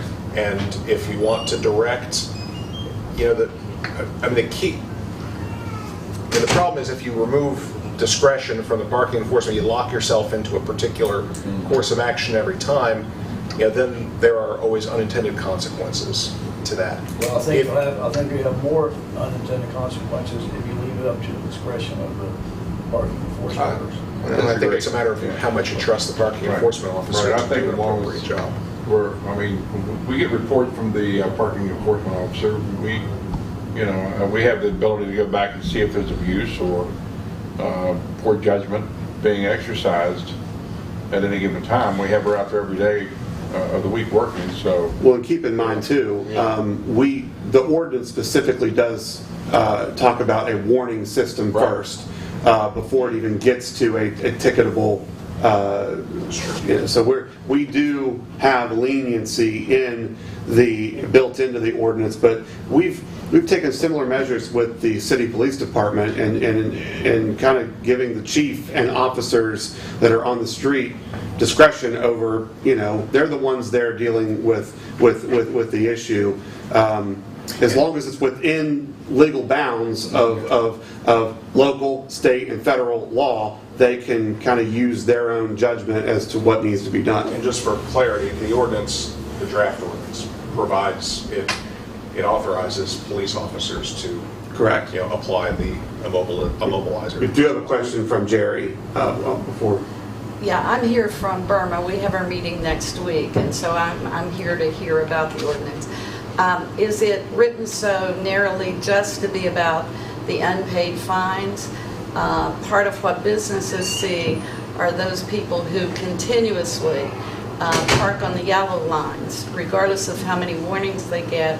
They park on the yellow lines because when questioned, they cannot parallel park. So they choose to park where they can back in because there's nobody in front of them. Mm-hmm. But those block the alleys on both sides, so the people pulling out in an alley have to pull completely out into the line of traffic before they can see around those two that the yellow lines are supposed to protect. Well, the draft does not. So I'm wondering if there's... The draft does not, well, let me read. The draft says that a vehicle immobilization device may be used upon any motor vehicle parked on a public way, alley, or street within the municipal limits of the city in any manner prohibited by the ordinances of the city of Buckhannon, especially if such vehicle has been parked in a manner which has previously resulted in the issuance of parking citations against the vehicle or its owner, which are unpaid. So the answer to your question is yes, somebody who's parking in the yellow can get booted. Okay. But even if they've paid, say they come in and pay. Well, if they've paid, continuously do it. If they're only going to get a parking citation if they have been multiple offenders already. All right. And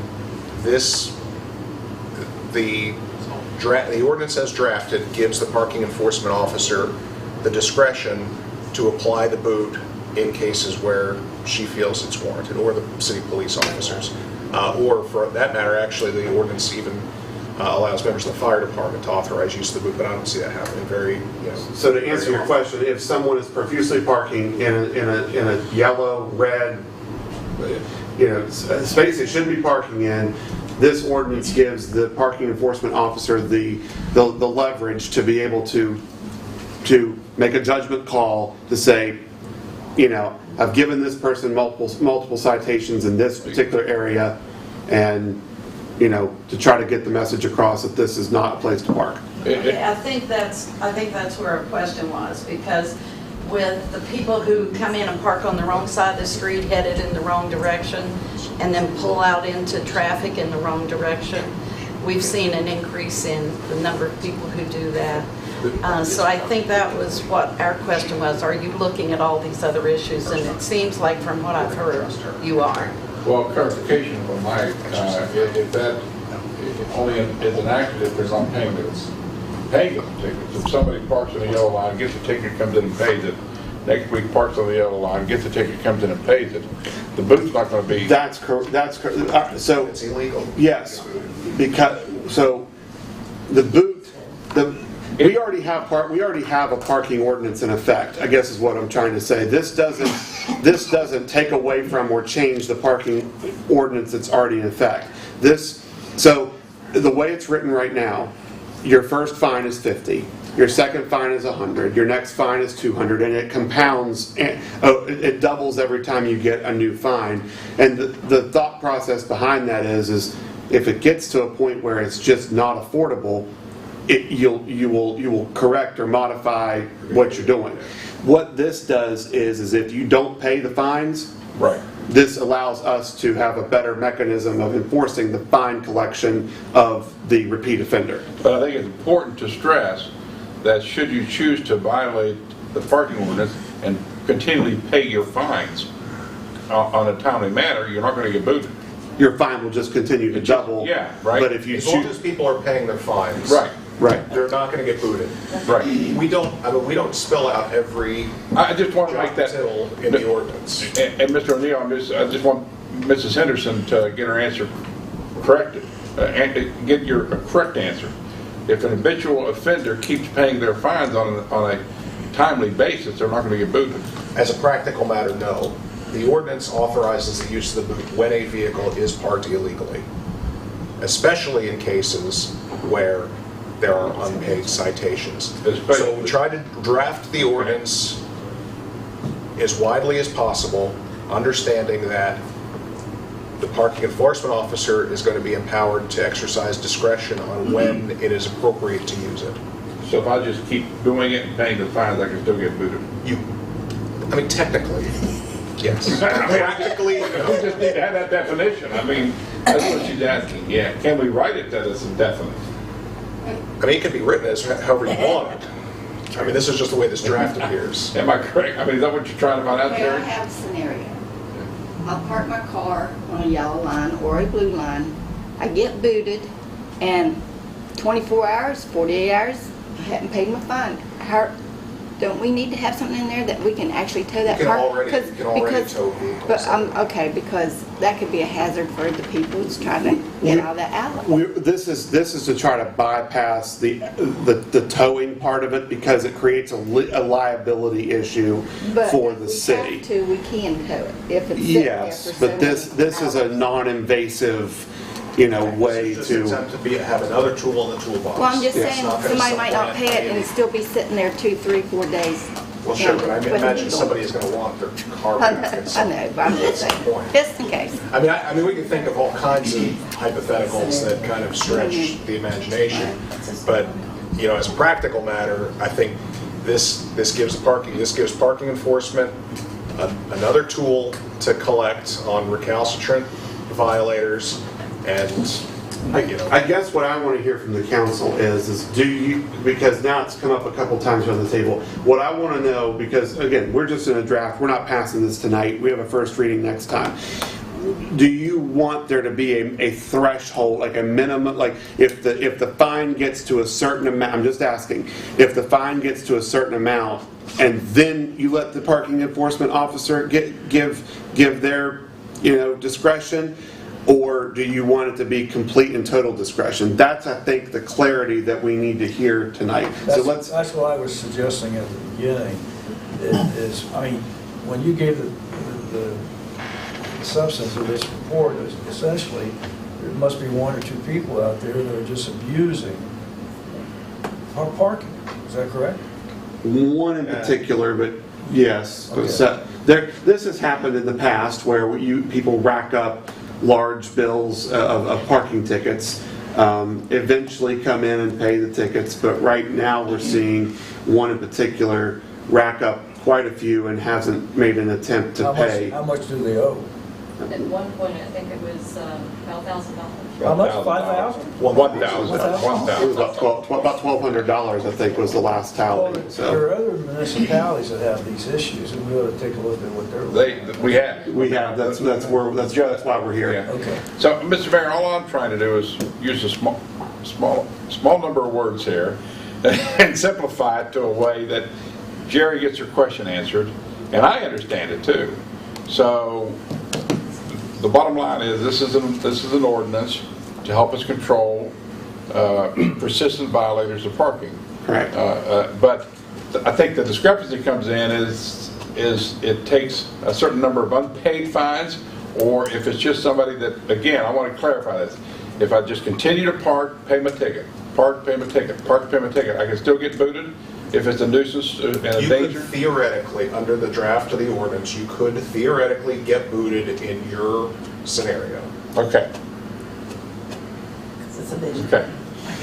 And I kind of think, I kind of agree with that, because I think if we ask ourselves, what is our goal? Our goal is to make it so that parking spaces turn over, especially in the downtown area. It's not as big of a deal, and we don't have the same rules if you are on Pocahontas Street between Ritchie and Marion, or if you're on Park Street, or if you're on Bogus Street. We don't have the same rules in the more residential areas where you don't have businesses needing to turn over so that we have people able to shop in the stores. I think that was the entire creation of our parking ordinance structure, was to ensure that we are continually turning over parking spots and that we do not have people camping in parking spaces on Main Street particularly all day long. So I think if we continue to see that our goal is that we want to have our spaces continue to turn over, I think that's the question we need to answer. And I think if we're answering that question, I think that includes being able to use the boot regardless of whether it's a habitual non-payer or a habitual incorrect parker. Well, and let me suggest to you that there's a certain utility in having the ordinance drafted in such a way as to provide maximum discretion to the enforcement. Yeah. And that is that every time, and we see this with the current parking ordinance as it exists now, and it's why one of the reasons we're having this discussion tonight. Every time you provide for some structure of rules to say we're only going to give you a parking ticket if you've got 2 warnings first, and then they all reset on January 1st. There are people that are going to game that system, and the more little carve outs or limits you put on the ability to use the boot, you're just empowering people who know how to game the system to continue to game it. And if the parking enforcement officer is under the ordinance, given the maximum latitude to use this device, then it will be able to be used to go after the true offenders. Well, the city of Buckhannon, I think, is very generous and liberal in its parking scenarios. But it's not too much to ask somebody to learn how to parallel park correctly. I think my recollection was I had to do that when I took my driving test. Well, I'd say if a person can't parallel park, they should park in a what Jerry's saying is on the street. Jerry's saying they're parking on a yellow line because they can't parallel park and so forth, so to get a ticket. But it's not an excuse because I'm sorry, I can't parallel park.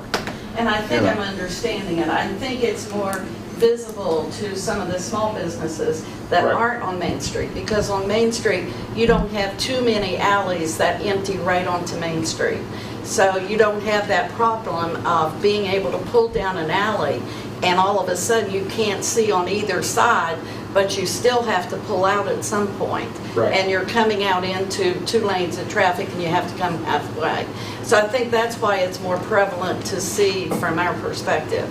But I think I understand that it's up to the up to the parking officer, and after he makes his recommendation, it can be booted if appropriate. Yeah. Okay. Well, it's not a recommendation. They're empowered to do it. They don't need the approval of the judge or anything. To use Thank you. I think it's something good to review. I think it's a good ordinance. I think we should move on when it's appropriate to do so. And we all, to your point, Randy, a lot of communities still rely on the old antiquated system of using parking meters. We made the decision, the philosophical decision, to change that several years ago, and this is a learning experience with how we do parking in Buckhannon. I think a big reason why we have the thriving downtown area that we do is because we have been much more friendly with the parking rules and regulations that we have. Show me a city where you can go and 100% of the spaces downtown are free. Show me it doesn't happen. I spent a lot of time in a lot of different cities in West Virginia and outside of West Virginia, and we have the friendliest, best parking. Because if you're not familiar with the city, the last thing you want to be thinking about is, okay, where do I go? How much is parking? Where do I go to pay it? What are the rules here? We don't do that to folks. We say, welcome to Buckhannon. You're free to park as long as it's within the, not on the yellow and within the right parameters. You're free to park for 2 hours on the street for free, and you're free to park in our lots all day. You just have to move it at night. So that's our rules. So This ordinance, again, it doesn't change any of those rules, it just adds an extra level of enforcement. So I'll be looking forward to seeing the ordinance 462 first reading next time. I think Mr. O'Neill has some good feedback from the council, and we can, again, it's just a first reading, it can always be amended at that point as well. Okay. Next, we've got the approval of a resolution. This is Resolution 2022-07, and it has to do with the Upshur County School Levy support. This is the same wording that was used back in 2019 when the last time the school system went for a renewal of the excess levy. With legislative change from Charleston, remember this requires the Upshur County school system to have a levy call during a normal election, the normal general election term, which is this November the 8th, and this levy would take into effect in 2024 on July the 1st. So we still have the current school levy until June 30th of 2024. July 1st, 2024 would start the term of 24, 25, 26, 27, and 28. So I'll quickly read through this, and this is a resolution from the Council of the City of Buckhannon, and then we will do a roll call at the end of this, and then you'll need to sign if you have voted yes or no. So whereas on Tuesday, November the 8th, 2022, the Upshur County Board of Education will sponsor a countywide school levy election throughout Upshur County, West Virginia. And whereas the school levy renewal will be effective for the fiscal years beginning July 1st, 2024, 25, 26, 27, and 28. And whereas our Upshur County community has steadfastly supported and passed all of our school levies since 1998. And whereas the currently proposed school levy will not result in any increase in taxation to affected property owners, that is, the school levy rate will remain the same as it has been for the past several years previously enacted by the school levies. And whereas the currently proposed school levy will compromise of approximately 10% of the Upshur County school system budget for the next several years, with our school system receiving approximately $3,248,000 annually from the school levy. And whereas, among other things, the proposed school levy will dedicate revenue toward instructional programs, supplies, materials, equipment, technology access, and improvement, and in capital improvements to preventative maintenance, substitute employees, extracurricular activities, and extended employment agreements, contracted services, and student-related community services, and safety enhancements and improvements, all while servicing all of the schools throughout Upshur County. Whereas the citizens of Buckhannon have historically supported the public education and hence the school levies, and whereas the Council of the City of Buckhannon believes it important and compelling to remind all of our citizens of the Buckhannon and Upshur County community to value and support and appreciate public education, and we urge all of our citizens to vote for the 2022 school levy on Tuesday, November the 8th, 2022. Further reminding all citizens that communities that value education through school levy support are generally viewed by the external business world as being the most fiscally and financially viable and progressive communities, meriting the consideration of economic development. Now, therefore, be it resolved by the Council of the City of Buckhannon that that the City Council hereby formally and in all aspects endorses the partners and members of the Upshur County Board of Education, our school superintendent and Board of Education's administration in their collective effort to pass the November 8th, 2022 school levy for the benefit of all of our children in the community, and 2, that the City Council strongly urges the voters throughout Buckhannon and Upshur County to vote for the school levy, and 3, that this resolution or a copy thereof be provided to any and all affected persons or entities manifest the City of Buckhannon's strong commitment to support the education of Upshur County and to pass the school levy in 2022. This is the resolution. It is this very similar resolution that was read in 2019. I will first ask for a motion and a second, and then we'll call for a vote, and then we will do the roll call. So there's a motion by Mr. Thomas. There's a second by Mr. Sanders. Is there any comments or discussions on the resolution? Hearing none, I'll call for the question. All those in favor, please signify by saying aye. Aye. Like sign opposed. Motion carries. Mr. Sanders, I will defer the roll call to you. Mayor Skinner. Yes. Recorder Sanders votes yes. Ms. Bucklew. Yes. Mr. Rigger. Yes. Mr. Thomas. Yes. All those present have voted yes. All right, sounds good. So please sign in the affirmative, and we will let our friends at the Board of Education know. Okay. Yeah, skip me for now, please. Okay. We have an event request. Normally, Council, we send these to the Consolidated Public Works Board for approval, but this came after that meeting, and it is before the next Consolidated Public Works Board meeting when the event would take place. We have an event request for a street closure of Madison Street. This would be between Spring and the end of Spring Street and Florida Street by Sweet Alicious for a Fall Family Fest. Would be in front of her shop for one block, and that will be from 5 to 9 p.m. on October 22nd, 2022. The event request is in the packet for your review. Members of Consolidated are used to seeing these, but if you do not have any objection, I'd entertain a motion that we approve the event request for Sweet Alicious for October 22. So moved. The motion by Pam, is there a second? Second by Randy. All those in favor signify by saying aye. Aye. Like sign opposed. Motion carries. The last item for official vote this evening, all of you are aware, the Revenue and Expense Review Committee has been meeting a good bit recently throughout the month of September.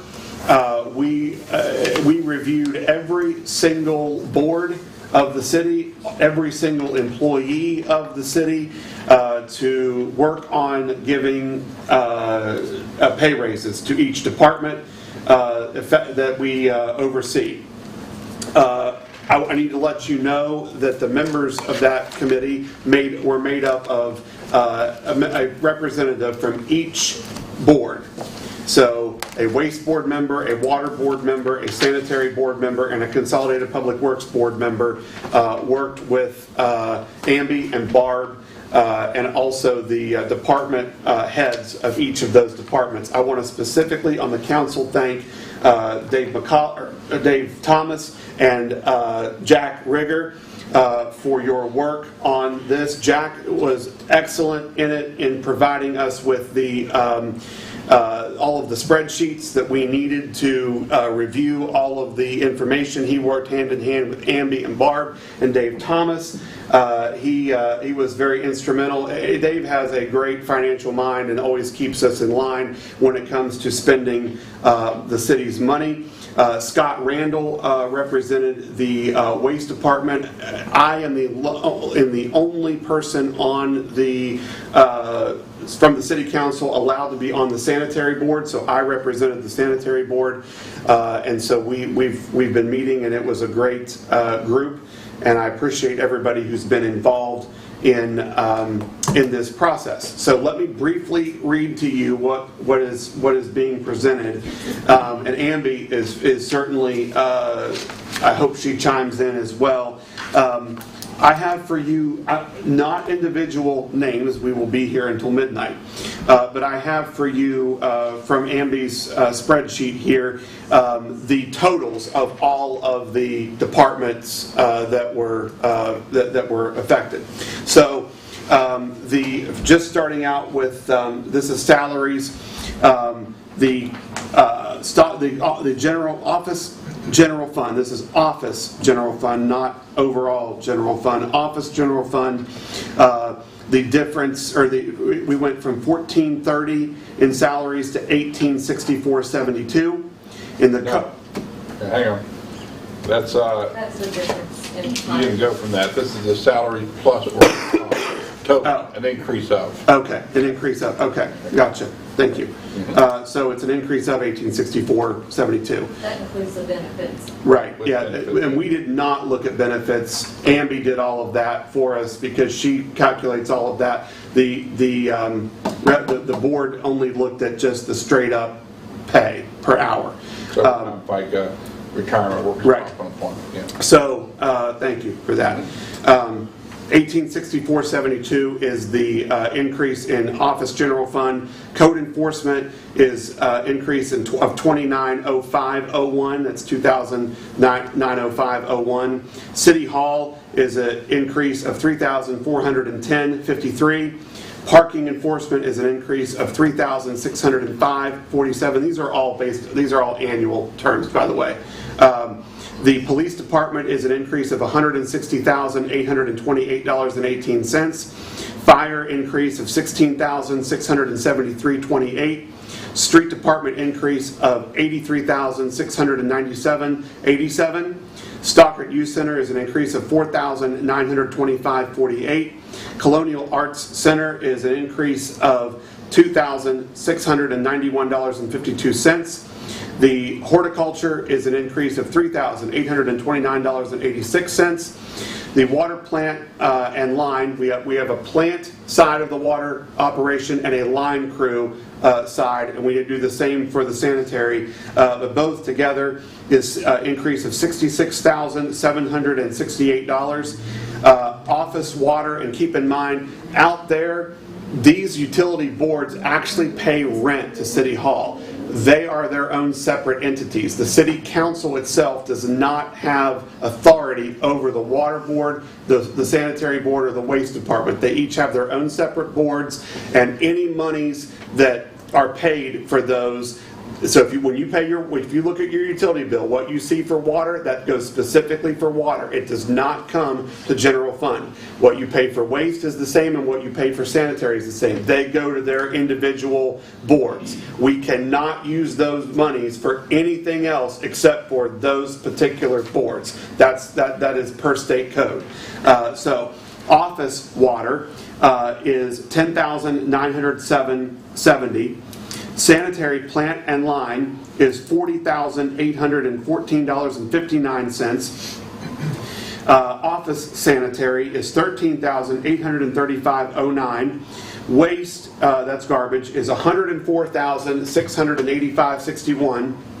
And then office waste is $18,360.85 for a grand total of $539,803.76.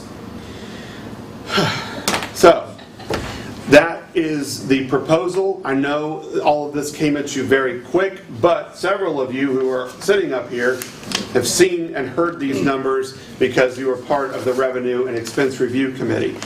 I will say this is crucial right now.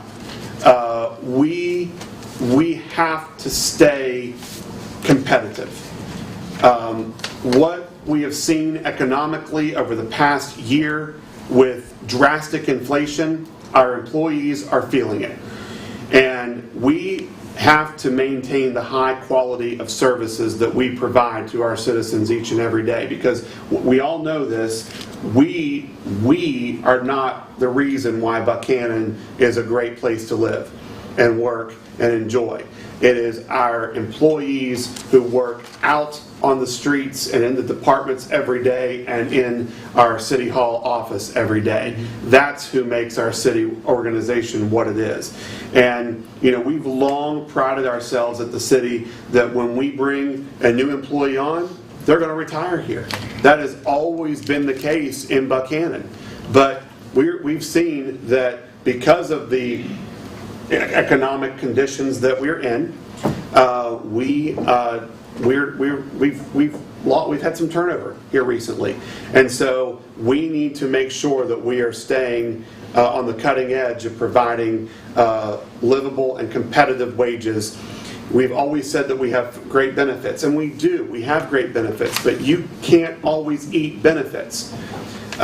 If you're coming to work here and you've got a young family to feed, or a family of really any family to feed, the benefits are crucial, but those don't help you at the grocery store and at the gas pump and at Lowe's and at Walmart. So that's the whole reasoning and thought process behind getting here. This was a great exercise, and I do want to point out too that all of our department heads were very instrumental in helping us come up with the numbers. They looked at the different departments that we compete with, and they're not always the same. You know, our water plant looks at West Virginia American Water's plant in Weston and Clarksburg Water Board in Clarksburg. Our fire department looks at Elkins Fire Department and Bridgeport Fire Department. Our street department looks at some private employers. Our sanitary department looks at some private employers. Our waste department looks at Clarksburg and Bridgeport and Elkins and also private employers. So we are very fortunate. I say this all the time. We are very fortunate to be part of the geography of North Central West Virginia. It is the best part of West Virginia. But think about this for a second. If we were situated where Lewisburg is, Lewisburg has Beckley. That's it. Or they're going to Roanoke, Virginia. There's no competition for the jobs in that area. So you drive an hour to Beckley and you've hit one major municipality. If you drive an hour from here, you've hit Morgantown, Fairmont, Clarksburg, Bridgeport, Weston, and then you've got Buckhannon, and then you've got Elkins just 30 minutes to our east. So you've got all of those municipalities that all have the services that we do that are competition for our skilled employees. So it's great to be where we are, but it also provides us with some unique challenges that other regions of the state do not have. So that is my spiel. Amby, do you have anything that you want to add, or do any of the members of the Revenue Review Committee want to add anything before we ask for a vote on this? Well, I'll just add that, Jody asked how many employees it's affected. We have about 90 full-time employees. Not every employee received a pay increase. Some of the higher level, already salaried people that had got some raises, those weren't included in it. The only other thing I'll say, the city of Buckhannon is more of a service organization than we don't sell bread. We sell people and our work. So, a lot of that takes up, roughly, depending on the budget, about 40 to 45% of our budget. So we are our product. And just like he said, keeping the turnover down, we're trying to set it in a place where our employees will stay here. They won't feel like they need to go to Clarksburg, Bridgeport, Weston, right, for higher wages. I genuinely believe that the increases are appropriate. I think as a city, we have a moral obligation to take care of our employees. Sure. Just not to treat them with dignity and respect, but to ensure that they can provide for their families. And the pay raises that we're giving, the numbers sound significant. But if you compare it to inflation, I don't think we're totally keeping up. But we're doing the best we can. And this is obviously something that we may have to come back and visit again in a year or two. Who knows? Sure. But we have to take care of our employees because they certainly take care of us. And for all the department heads, like Jerry, J.B. Kimball and Matt Gregory and the others, their professionalism and insight is invaluable in this process. So thank you, sir. And for those of you who aren't here, thank you. But I think this is warranted. And the only regret I have is that we can't do more. Yeah. Yeah. But we want to leave room for being able to do more in the future too. Yes, we do. So, Mr. Thomas, anything from you? Well, I think the increases are fairly significant, and I think they're warranted. I think that we have to recognize that if we had not had the sales tax, this would be very challenging for us to accomplish. But the sales tax has given us tremendous amounts of opportunities to do things for our infrastructure and for our employees. It's an investment for the future. The only thing I'd like to see us look at sometime in the future is our life insurance for our employees.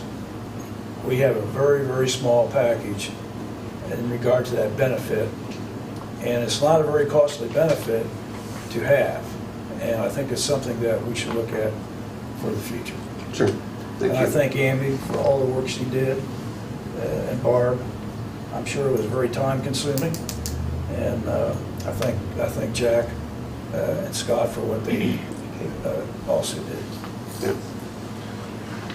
Absolutely. Yes. Thank you again to both from Council Jack and Dave Thomas. We appreciate it, and everybody who had a hand in this. So at this time, I would like to ask for approval through motion that we adopt the numbers that I've read to you, and those will be effective November the 1st. So moved. We have a motion by Randy. Do I have a second? Second by, is it okay? I'll give it to Pam. Okay. You know. Okay. All those in favor signify by saying aye. Aye. Like, sign opposed. Motion carries unanimously. Maybe I'll get a free haircut or something. Yeah. Which one? Not much up there. Looks like she already scalped you pretty good. She did yesterday. Okay, we are down, ladies and gentlemen, to council comments and announcements, and we will begin with Pam over here on the left. Okay. I also want to thank Amby and Barb and anybody else involved in the excellent audit report we got from Buckhannon. That's a big deal. Also, we had our opening play at the new renovated Colonial Arts Center tonight, which I wish I could have been there. It'll be one of many more activities that'll be down there. I can't wait to go see it tomorrow. I want to invite everybody to go see it. It's called Clue. It's tonight and the next 3 days that we'll be having that also. Also, when JC Films Company is here filming next week, the movie in Buckhannon, I hope the people are very courteous and respectful, because there are some actors that have names, well known, that will be here in town, and it's a big deal for Buckhannon also, so let's make them welcome. Thank you. Thank you. Mr. Rigger. I think this has been a very, very positive meeting. I want to commend Wilson Martina for their Freedom Day activities and addressing the dental care of our veterans. I think that is a tremendous program. And I'd love to know what the numbers are over the years of people that they've been able to serve. And, of course, the Development Authority, the brochure that they put out, and positive things that are happening in our county. I think that's tremendous. And, of course, I'm over here looking at Jody and the art cars and almost having barbecue bash. I'll judge without charging. I want you to know that. Work on it. All right. And but there's just a lot of good things happening. And to me, it's just very encouraging. We have tremendous people working here. Amby and her staff, they do a stellar job, and all of our city workers. It's just tremendous. So that's all I got. Thanks, Jack. Mr. Thomas. I just echo what everybody else said. That's it. Thank you. Mr. Sanders. Well, again, I echo what the other council members said as well. Congratulations on a good, clean audit. I'm very proud of these wage increases. Not only does it help our employees stay up with the cost of living, but it also puts us in a competitive position with our neighboring towns, as the mayor pointed out. One other thing I wanted to note was I just returned from Reno, Nevada from the Miss USA pageant, and Miss West Virginia USA, who was crowned here the first weekend of June of 2022 over at the West Virginia Wesleyan College Theater. Christian Leonard was representing the state of West Virginia in the Miss USA pageant, along with 50 other ladies from across the country and all states and District of Columbia, and she placed in the top 16. So she was one of the 16 semifinalists. Our congratulations go out to Christian Leonard, who began her journey here in Buckhannon on that weekend when we held the Miss West Virginia USA pageant. She's home resting and getting some much needed rest after a lot of activities there. So congratulations to her, and thanks to the city of Buckhannon for supporting that production the first weekend of June. Thank you, sir. I want to thank the council for a great meeting, good discussion, and thank you for your support on the employee wages. I know that all of our employees will appreciate the additional pay that they'll be receiving starting in November. And also, thank you for all the work that everybody's been collectively as a community putting together for the film crew that's coming. And I agree with you, Pam, that we need to make sure that everyone's as nice and courteous as they can possibly be. So, I'll do my best. Yeah, I know it's hard for you. So, with that, thanks everybody for what they do. Thanks for making us such a great community to live in, and hope everybody has a great weekend. So moved. I entertain a motion that we adjourn. 9:09. Thank you.